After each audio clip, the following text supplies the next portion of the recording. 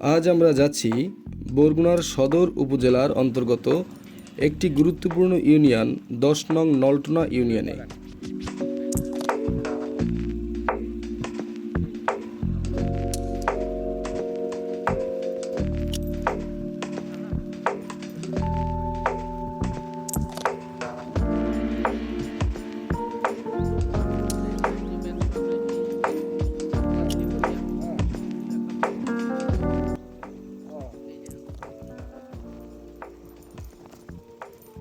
এখানে ইউনিয়ন পরিষদ কার্যালয়, ডিজিটাল সেন্টার, সিডর স্মৃতিস্তম্ভ ও কুমিরমারা পর্যটন কেন্দ্র রয়েছে।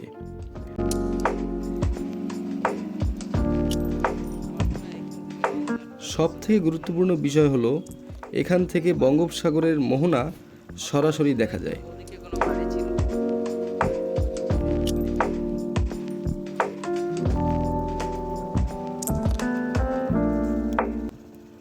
বরগুনা বাজার থেকে মাত্র ১ থেকে ১.৫ ঘন্টার দূরত্বে এই মনোমুগ্ধকর স্থানটি অবস্থিত।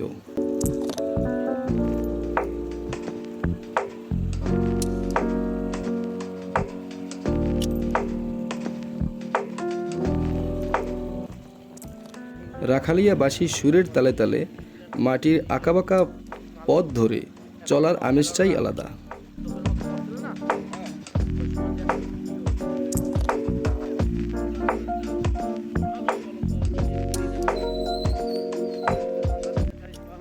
চারিদিকে শুধু সবুজ আর সবুজ।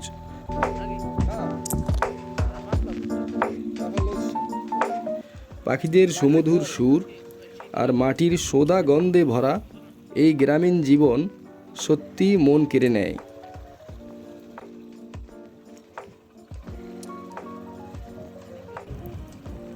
এগুলো গোল গাছের বাগান। একটা সময় ছিল যখন আমাদের গ্রাম বাংলায় গোল পাতা দিয়ে ঘরের ছাউনি দেয়া হতো, আর সেই গোলপাতার ছাউনির ঘরে প্রচণ্ড গরমের দিনেও একটি অন্যরকম প্রশান্তি ও ঠান্ডা অনুভব করত মানুষ।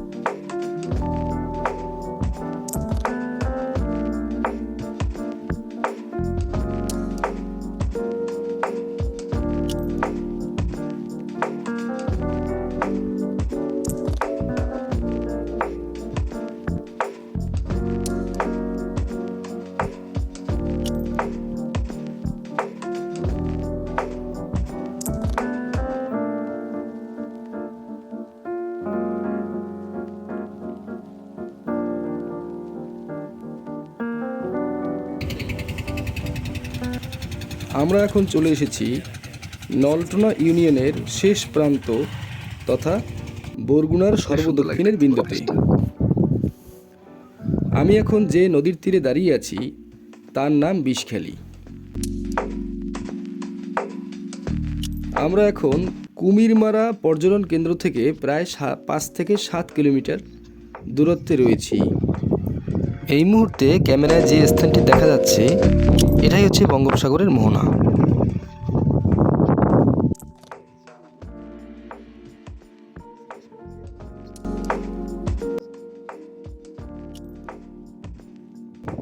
স্যার, এখন আমরা যে অঞ্চলে দাঁড়িয়ে আছি এই অঞ্চলটি সম্পর্কে কিছু বলুন আপনি, যেহেতু আপনি এই এলাকারই মানুষ।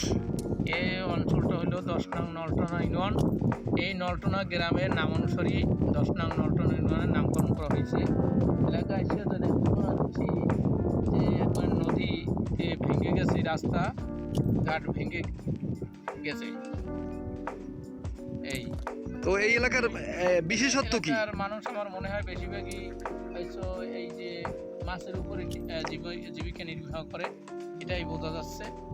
এই খুবই আর অত্যন্ত প্রত্যন্ত অঞ্চল। আর আমাদের এই সামনে যে নদীটি আছে এটা তো বিষখালী নদী। নদীটার নাম হচ্ছে বিষখালী নদী। বিষখালী নদীর মাছ অনেক সুস্বাদু, সুস্বাদু ইলিশ ইলিশ মাছ। মাছ খুব সুস্বাদু হ্যাঁ। মাছ। এই আর এই নদীর এই বঙ্গোপসাগরের মোহনা তো এই দিকেই রয়েছে নাকি? বঙ্গোপসাগরে মহানা হয় দক্ষিণে যে সামনে হচ্ছে ওই যে দেখা যাচ্ছে পাথরঘাটা, ওটা পাথরঘাটা বরগুনা জেলার একটা উপজেলা। উপজেলা, আচ্ছা আচ্ছা। অর্থাৎ এই নদীটির ওপারেই পাথরঘাটা। ওপারই সরাসরি পাথরঘাটা। আচ্ছা আচ্ছা, সুন্দর একটি জায়গা আসলে। ধন্যবাদ। ধন্যবাদ স্যার আপনাকে। এখানে বসবাসরত বেশিরভাগ মানুষের জীবিকাই হলো মাছ ধরা। এই বিষখালী নদী দক্ষিণে বঙ্গোপসাগরে এসে মিশেছে। জেলেরা নৌকা মেরামত করছে মাছ ধরার জন্য।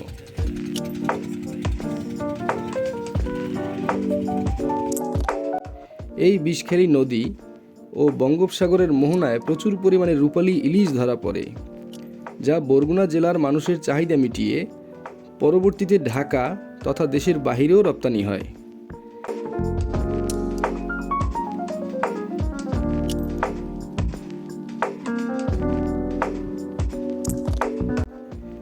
গ্রামীণ মানুষের সহজ সরল জীবনযাপন। সারা বছর ফসল চাষ আর মাছ ধরেই তাদের সময় কেটে যায়। তবে প্রাকৃতিক দুর্যোগের সময় এই মানুষগুলোই সবচেয়ে বেশি ঝুঁকিতে থাকে। ঝড়, বন্যা, জলোচ্ছ্বাসে এই এলাকার মানুষ সবচেয়ে বেশি ক্ষতিগ্রস্ত হয়।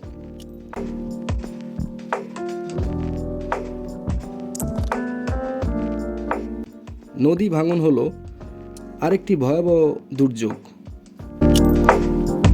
যা কেড়ে নিয়েছে এই সহজ সরল মানুষগুলোর শত শত একর জমি।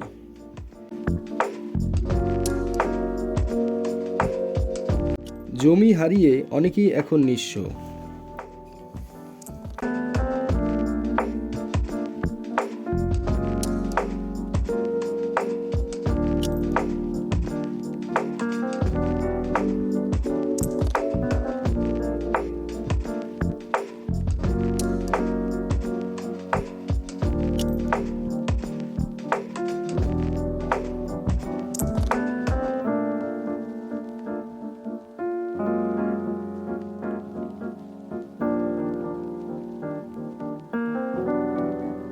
আমরা এখন তেমনই একজনের সাথে কথা বলবো।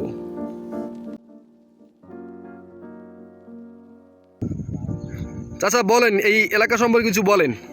এই এলাকার সবই গেছে এই নদীতে। এই 12-14 জায়গা আমার দাদার এক করাও নাই। তাই এখন একটা গোসল নদীর পানি সব নদীতে ভেঙে গেছে। সব নদীতে গেছে। ও দেন না বাড়ি ঘর, ও ঘর দুয়ার ঢালাই দিতে হবে। এলাকার মানুষের শত শতখানি জমি এই নদীতে গ্রাস করেছে। আসলে নদী ভাঙনের কবলে পড়ে সব ধ্বংস হয়ে গেছে। আপনার নাম কি? আমার নাম হলো কুপতলি ফকির। উপাদালি ফকির। আচ্ছা, আপনার বাবার যে জায়গা ছিল, হয় আমার দাদা, আমার বাবা, এই সব সব সব জায়গা ভেঙে গেছে। সব এখন কি অবশিষ্ট? 12-14 জমি আমার দাদা। 12-14 জমি। হ্যাঁ, এখন অবশিষ্ট কি আছে? কিছু নাই। এই জমি দেন না, এই রাস্তা মাথা এই মুরব্বীর বাপ দাদাদের ওনাদের নিজেদের সম্পত্তি সবকিছুই এই জমিতে, এই নদীতে গ্রাস করেছে। এখন আর অবশিষ্ট কিছুই নেই। একটা গোসল দিতে পারে না এবার।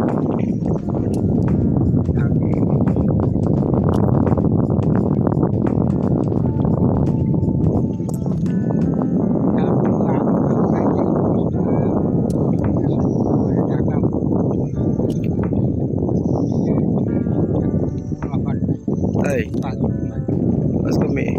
আচ্ছা আচ্ছা, আল্লাহ ওই তো আল্লাহর দোয়াই, তারাই দেখাশোনা করে। আমি এই ভিডিওর ঠিক আছে, মাধ্যমে চাচা। সরকারের সংশ্লিষ্টদের কাছে অনুরোধ জানাবো যেন সরকার এরকম ভূমিহারা মানুষদের পুনর্বাসনের ব্যবস্থা করে।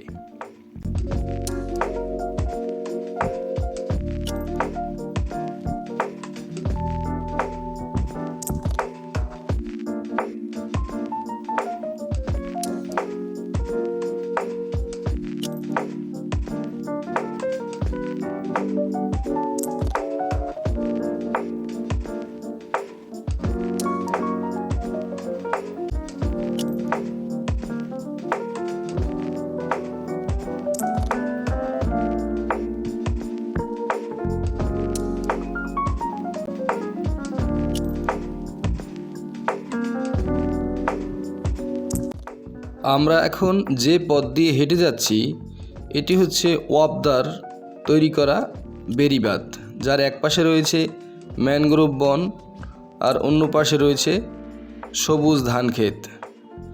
ধান এখন পেকে গেছে আর সেই পাকা ধানের সুমধুর মিষ্টি গন্ধ বাতাসে চারিদিকে ছড়িয়ে পড়েছে আর আমাদের নাকে এসে পৌঁছাচ্ছে।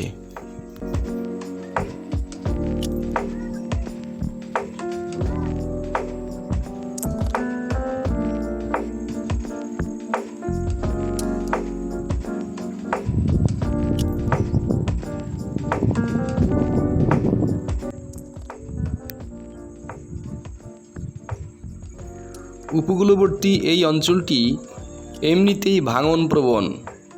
সারা বছরই প্রায় নদী ভাঙন চলতেই থাকে।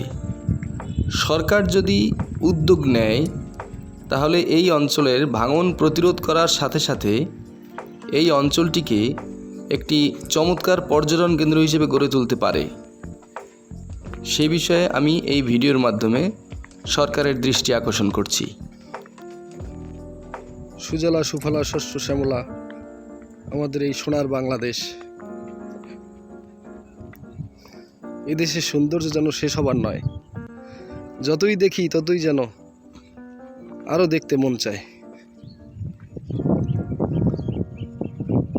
নদীর তীরবর্তী, সমুদ্রের তীরবর্তী মানুষের জীবনযাত্রা দেখুন এভাবেই যুগের পর যুগ, প্রজন্মের পর প্রজন্ম ধরে বয়ে চলেছে।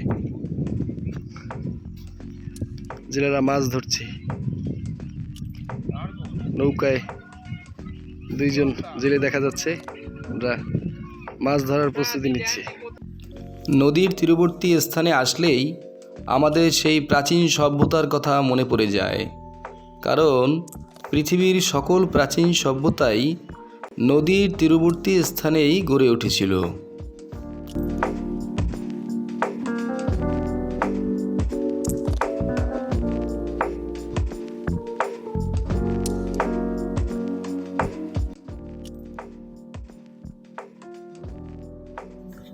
আমরা এই সমুদ্রের তীরবর্তী এই পথ ধরে ঘন্টার পর ঘন্টা ধরে হাঁটছি, কিন্তু এই পথ যেন শেষ হবার নয়। যতই সামনে এগিয়ে যাচ্ছি ততই নতুন নতুন সব দৃশ্য আমাদের চোখে ভেসে উঠছে। সামনের এই একটি সুন্দর বন দেখতে পাচ্ছি, যা সকলে মিলে বনভোজন করার জন্য একটি আদর্শ স্থান হতে পারে। চারিদিকে পাখির কলরব, নির্জন পরিবেশ আর পাশেই নিরবধি বয়ে চলা সমুদ্রের গর্জন, সব মিলিয়ে এই স্থানটিকে একটি আদর্শ বনভোজনের স্থানে পরিণত করেছে।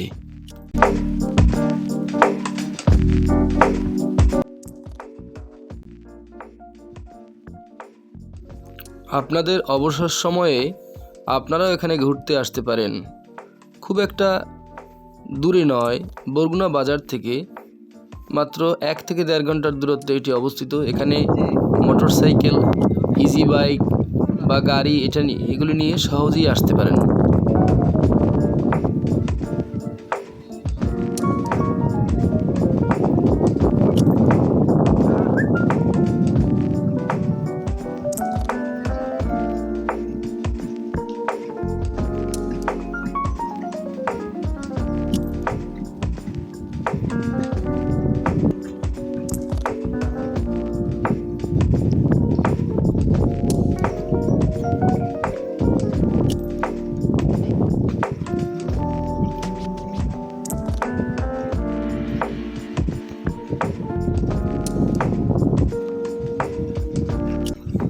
বঙ্গোপসাগরের মোহনায় অবস্থিত হওয়ার কারণে এই অঞ্চলটি অত্যন্ত ভাঙনপ্রবণ।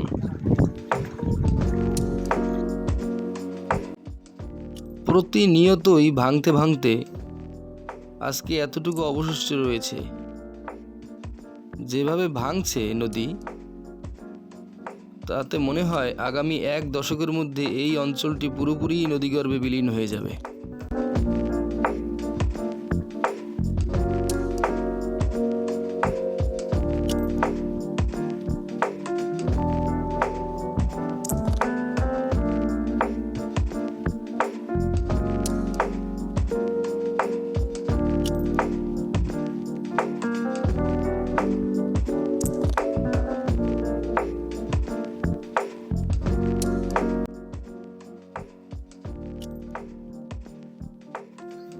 এবার আমাদের বাড়ি ফেরার পালা।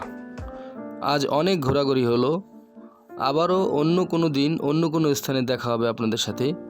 সে পর্যন্ত সকলকে অনেক অনেক ধন্যবাদ। সবাই ভালো থাকবেন ও সুস্থ থাকবেন।